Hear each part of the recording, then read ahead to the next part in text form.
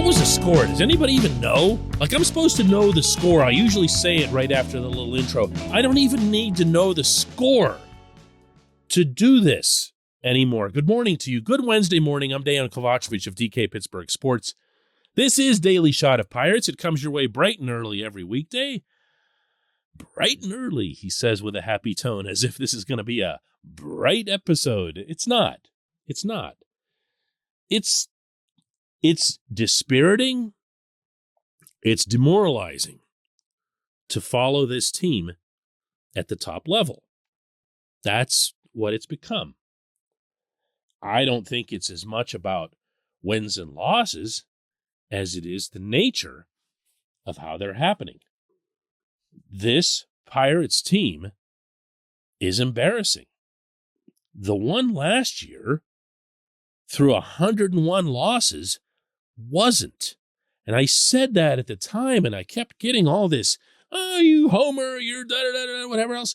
And it's like, did you not see that they were one of the better defensive teams by at least one metric, the best defensive team in the majors in 2021? They didn't humiliate you out there. They had a couple of guys who were all-stars, started in the all-star game.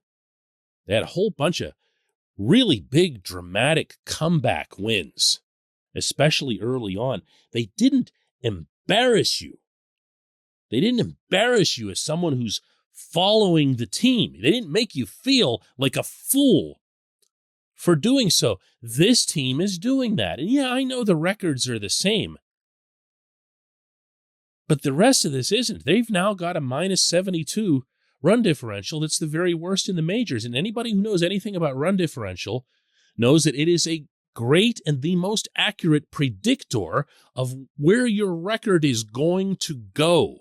So even though you see the Pirates sitting there right now, kind of okay at 15-21, rest assured, the 10-game or 12-game losing streak that's going to serve as the correction here is on the way. That's how bad this is. When you're getting blown out every other night, and the Pirates have already had almost double digits of losses by 5 or more runs, you're way worse than your record. And of course, within that, within any team achievements or lack thereof, there are individuals.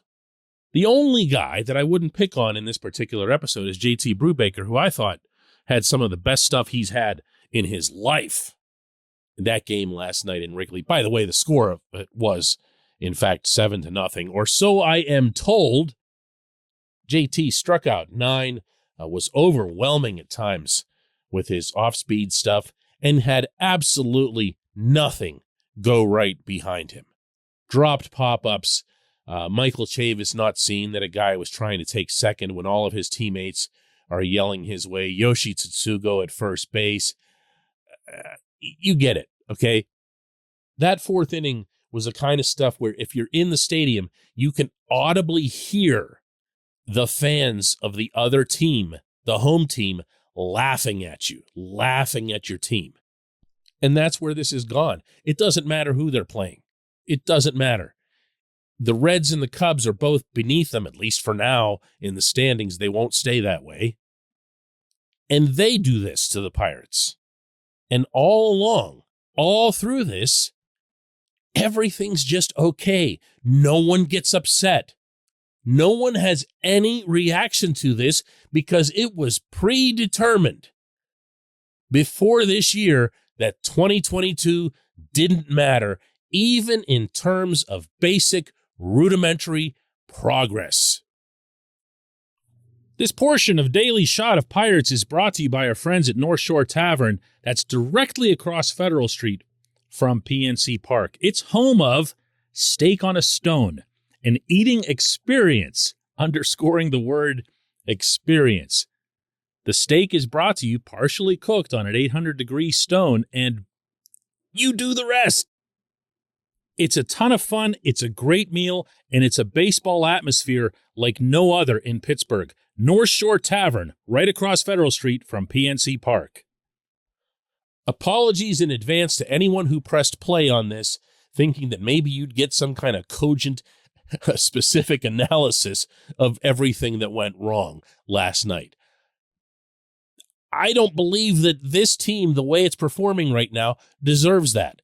I don't believe that this on-field coaching staff, including Derek Shelton, and this front office, including Cherington, deserve that right now. They're terrible, and they're not doing anything about it.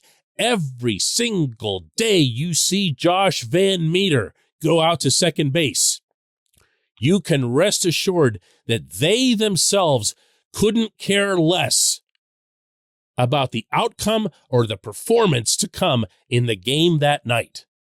I can't put it any more starkly than that. There is nothing to be had from Van Meter. There's nothing to be had from Tsutsugo. There's nothing to be had from most of these guys that are on this field, which means that A, you didn't bother to get decent players. B, you've done nothing, almost nothing, to make the players that you do have better, including your ones that have actual talent. And finally, and this is the big one for me, it's been the big one all along, you don't see any value whatsoever in getting better this year. You, meaning the management and everyone involved with it, and of course that goes up to the owner, never saw how a 2022 in which the team palpably improved was going to be beneficial in the longer term. Nope. Everything is just about stalling. Everything is about filling holes. Catcher goes down, find somebody else's crappy waved catcher. No one at all to play around Brian Reynolds in the outfield? Whatever. Big deal. We'll put Ben Gamble on one side and just cross our fingers on the other. That's what you're dealing with at the Pittsburgh level. There is no way. If I was talking right now to Cherington and he was wearing like some, those lie detector things all over his face, those modules or whatever, and you have the little buzzer set up next to him. And if he told me that he was trying to do anything at all to improve this team at the Pittsburgh level in 2022, he'd be buzzing all over the place. And that makes its way to the field, specifically through the field manager, who's watching that fourth inning from the dugout, showing no visible reaction, and this is all he had to say on it afterward. Yeah, we didn't play good defense. I thought Brew threw the ball well. I thought he made two bad pitches the whole night, the pitch to Saya and the pitch to VR. But other than that, I threw the ball really well, and we just didn't help him out. We have to play better defense. I have no idea how you do it. I have no idea. I'm grateful that you come here and you listen to this. I have no idea why you do it. When we come back, just one question.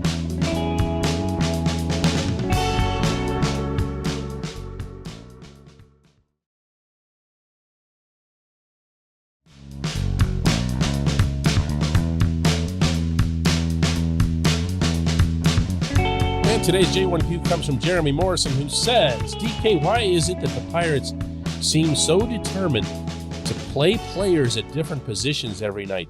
Players don't look comfortable. I swear, other than Brian Reynolds, Brian Hayes, and the catchers, it's a free-for-all out there. Looks like Little League tryouts. Well, yeah, Jeremy, and I'm sure that's why you send the question when you do, because you're looking also at a bunch of, versatility guys, utility guys. Why does this matter to anyone? Least of all at this stage of the franchise's maturation or build or rebuild or whatever you want to call it. Nothing could be less relevant to this team right now than how many positions a bad player can play. If you can hit, and you're a little bit older, you're not necessarily of prospect age, and you can hit, and I mean really hit, like whatever Yoshi did last September, then you start worrying about where can that individual play, and maybe we can try him here or there. But this idea that versatility is still valued, and you don't have to wonder about it. They, the two of them, Shelton and Cherington, speak about it openly and proudly. Is so bizarre that I'm uncomfortable even coming up with adjectives for it. It just doesn't matter. If it ever mattered, meaning in those days when you would have pinch hitters for your pitcher and double switches and things like that before the universal DH, it sure doesn't now. But they're still into it. They're still into showing everybody that Diego Castillo can play over here. Oh, and guess what? He also can play over there. And look at Rodolfo Castro over here. He can't play any defense at this position, but we're going to put him there because we love versatility. We want to show everybody that we can be versatile, that our guys can. I don't get it. My question back, my J1Q, not just for you, Jeremy, but for everyone, is why do you listen to this show? Stop listening to this show, for God's sake. Turn it off. Never hit play again. You could be doing something more meaningful with your life, like going for a walk with your child or your dog. But no, you put on this show. I have no idea why. It has to stop, but it won't. So I'll be back here tomorrow. And you know what? You're in such a sad state, you will be too. Just admit it.